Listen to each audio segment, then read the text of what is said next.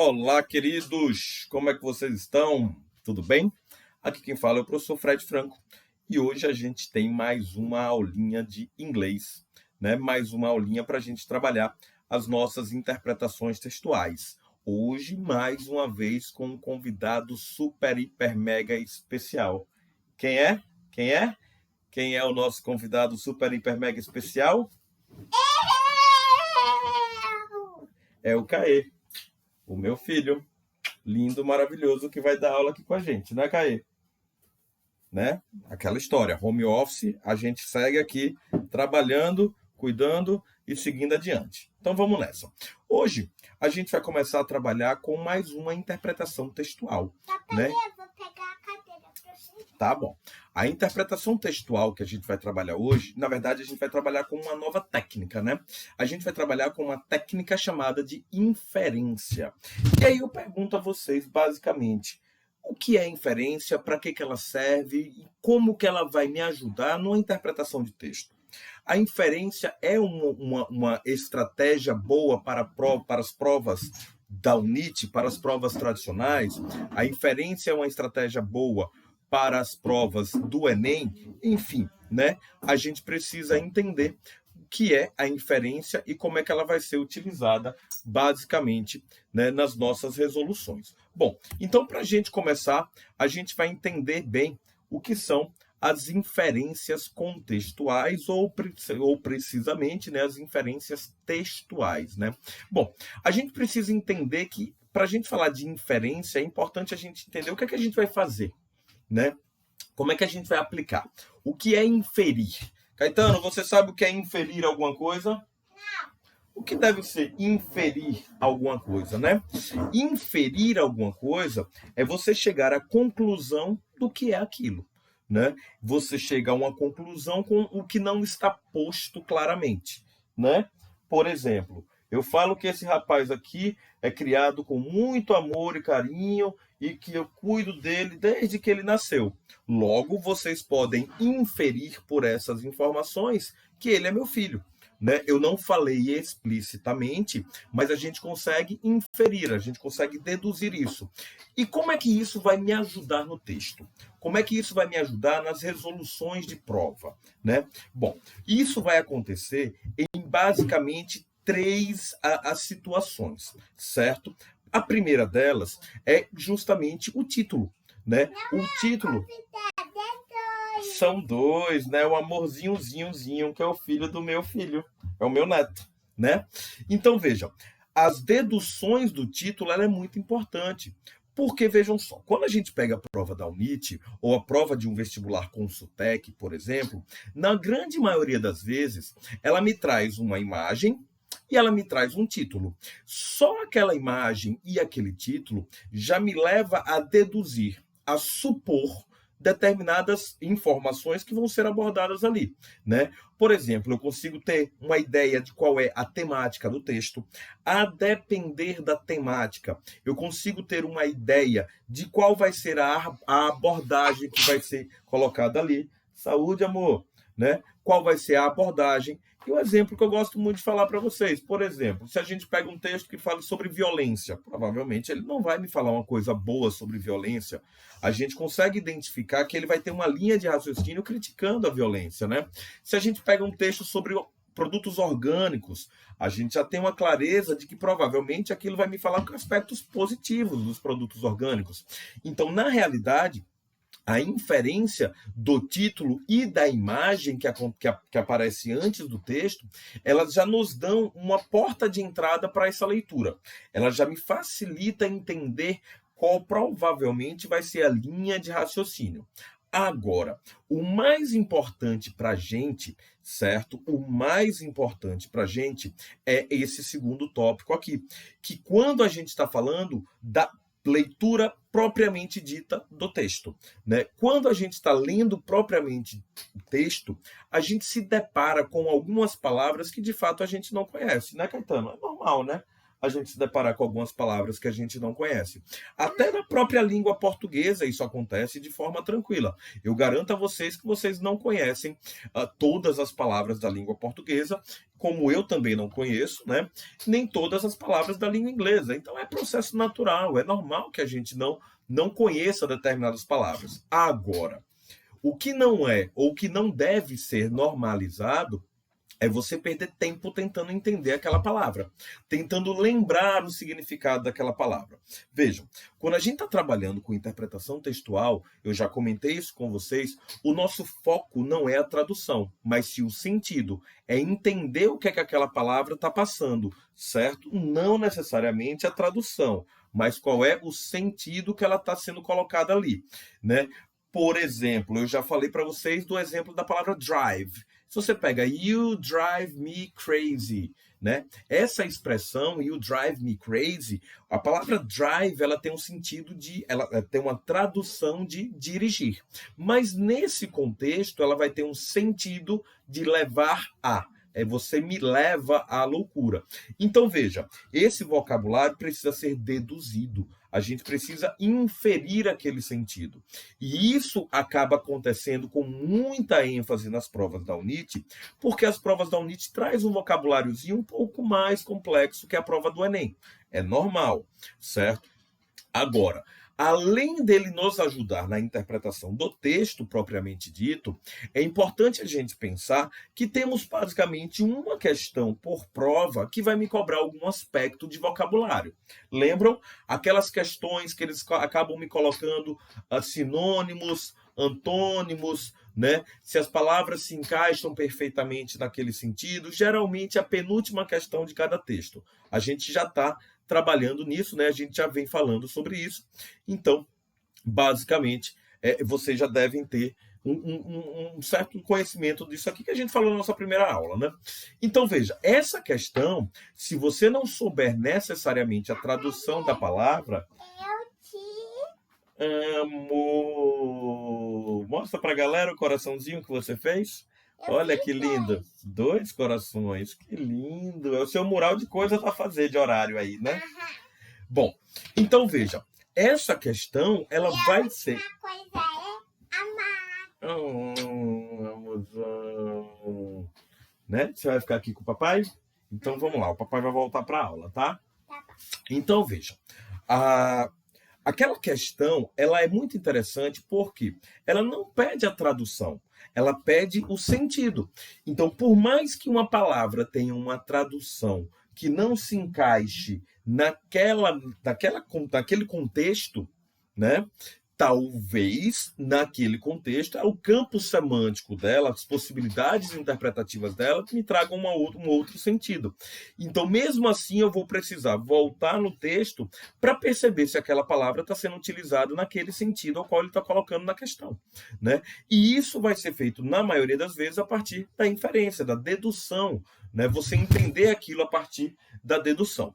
Bom, o terceiro e último tópico é um tópico que eu coloco aqui para vocês, mas por uma questão de conhecimento mesmo, certo? Porque não é necessariamente um tópico que vai ser muito abordado nas provas da UNIT. Ele acaba sendo mais utilizado nas provas do Enem.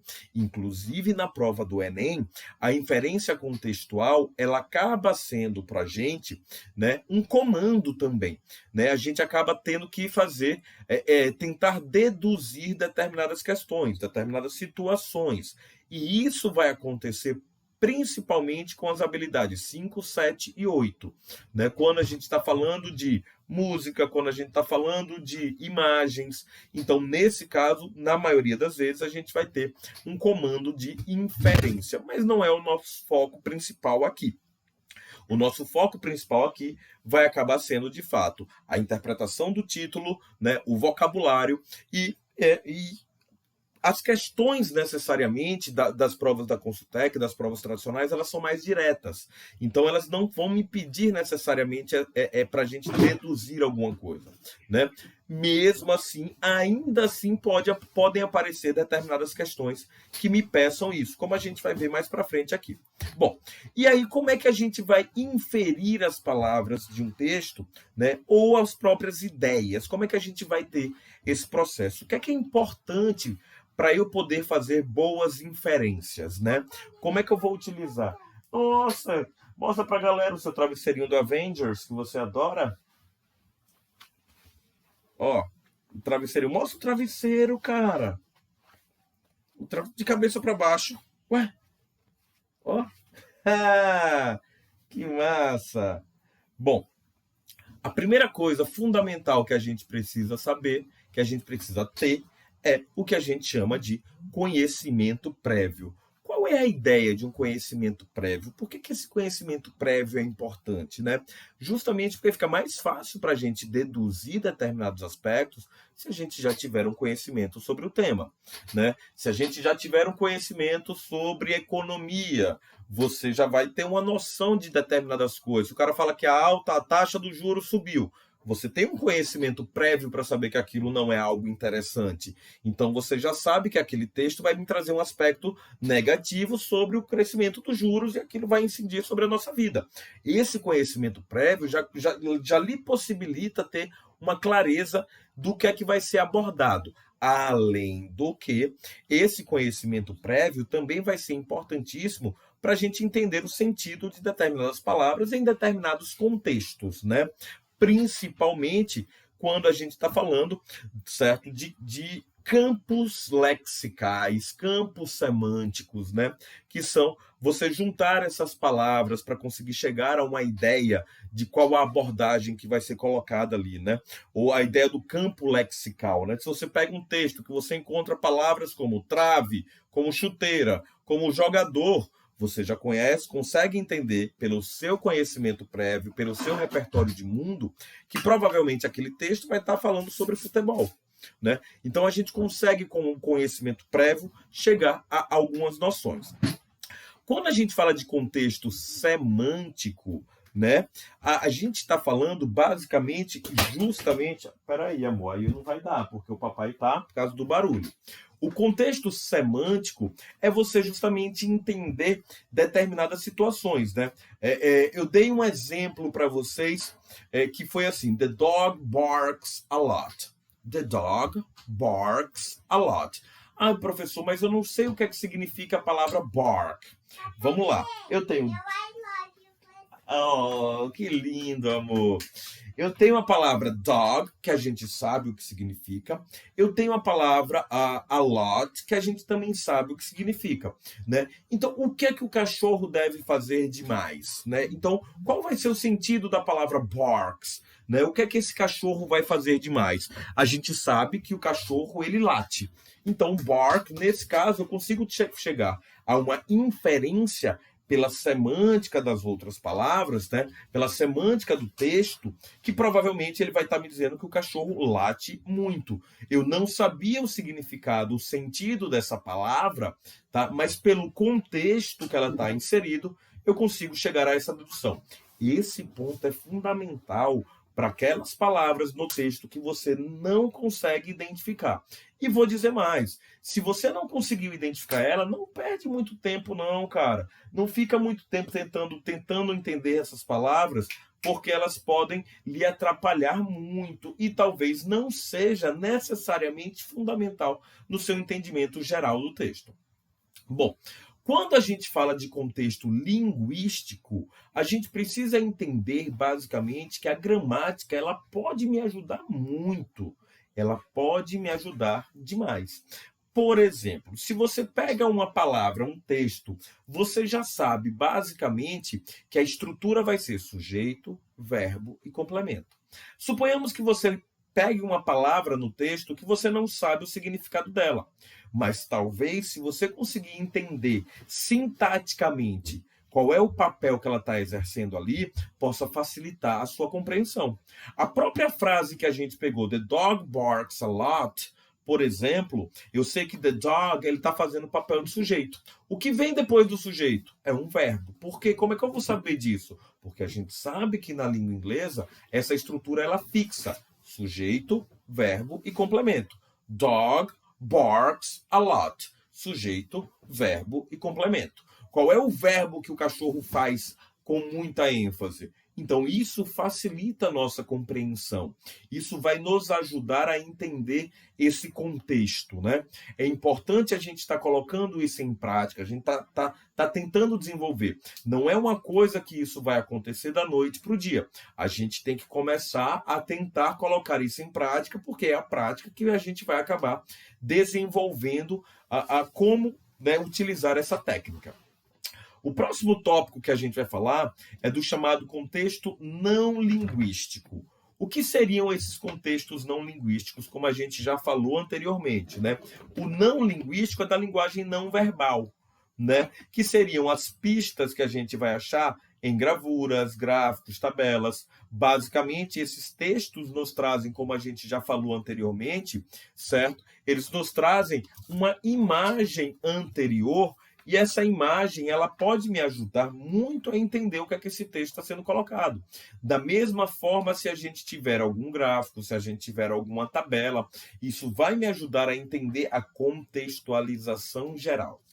E, por fim, né, como na maioria das vezes a gente está se deparando com textos dissertativos, porque a prova da UNIT, na sua grande maioria das vezes, eu vou dizer praticamente 90% das vezes, ela me traz textos dissertativos, né? Então, esses textos dissertativos, eles nos ajudam a entender e a captar informações, né? Como assim, por exemplo? Como assim, professor? Se o cara me fala que o autor concluiu o quê? Eu posso inferir que aquela resposta vai estar na conclusão do texto, né? Se ele está me falando sobre determinada situação de argumentos, a gente já sabe que aquilo vai estar no desenvolvimento. Se ele me pede uma ideia geral do texto, eu já sei que aquilo provavelmente vai estar no título ou na introdução. Então, essas coisas que a gente vai falando são simplesmente estratégias para que vocês ganhem tempo, para que vocês ganhem segurança e principalmente para que vocês ganhem repertório na resolução de questões. Como assim repertório na resolução de questões? Vocês consigam resolver as questões por várias vieses, né? Vamos dizer assim, né? Você não precisa, rapaz, eu não entendi isso aqui, mas talvez eu consiga resolver essa questão por outro olhar, por um outro caminho, né? Então isso é construir um repertório para resolver questões, né? Você saber resolver as questões a partir de uma contextualização semântica, de uma contextualização linguística, de um conhecimento prévio. Tudo isso pode ser fundamental na sua resolução de uma questão. Bom, aí veja só, vamos colocar isso em prática agora para a gente entender. Olha. No exemplo abaixo, faça a inferência para completar a sentença.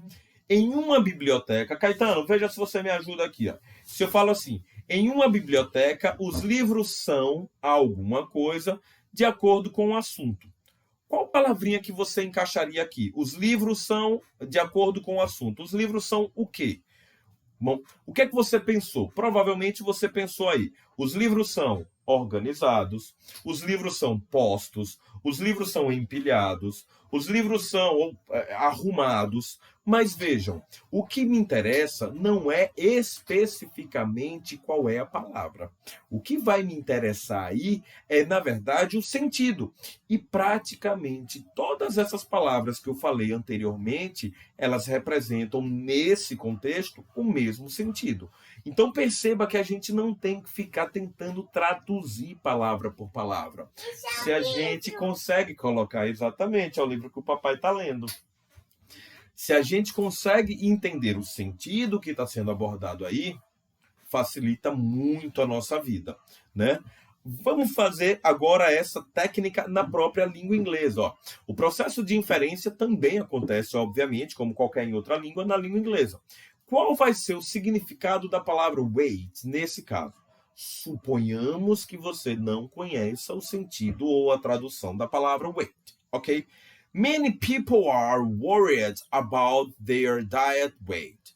To reduce weight, they eat less, eliminate carbohydrate from their, do a lot of exercise to burn calories, etc. Então, veja, nesse caso aqui, a gente consegue entender por alguns contextos, por exemplo, to reduce é um cognato. Então, para reduzir o quê?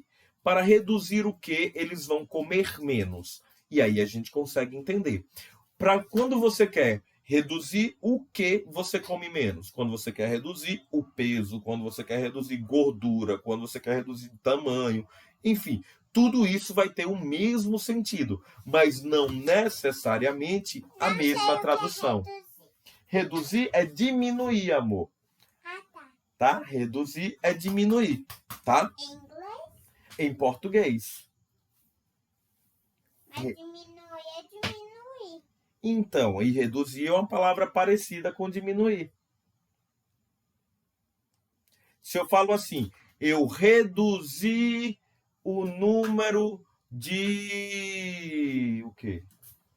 Ó, deixa o papai voltar aqui. Desculpa, galera, mas enfim, vamos nessa. Pra gente finalizar, eu trouxe 2 exemplos aqui, ó. Vamos pegar aqui. Esse daqui é um textinho da prova de Itaperuna 2019, tá? Que ele me traz uma imagem anterior. A gente vai ler o texto, mas é importante que a gente dê uma olhada na imagem. O que é que eu vejo nessa imagem aqui? Vamos tentar interpretar essa imagem, ó. Nessa imagem aqui eu vejo um cara que tá de terno, deitado num sofá se cobrindo, e aqui atrás a gente está vendo que tem um escritório dele. Então, provavelmente, esse texto está me falando sobre o quê?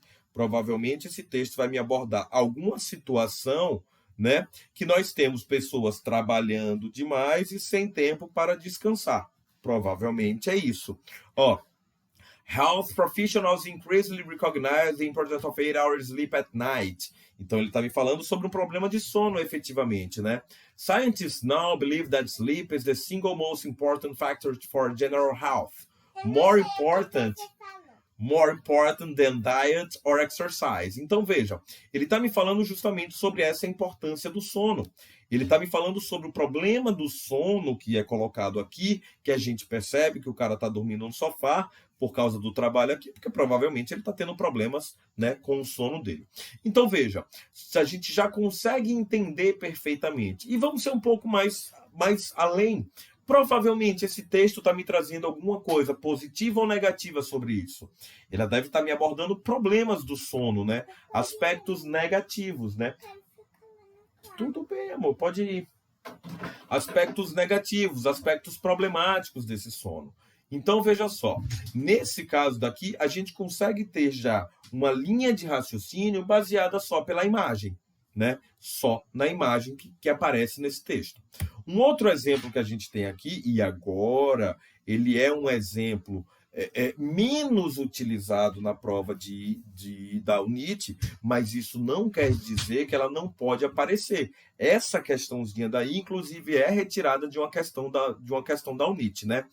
In this cartoon, the doctor is. Então, veja, né?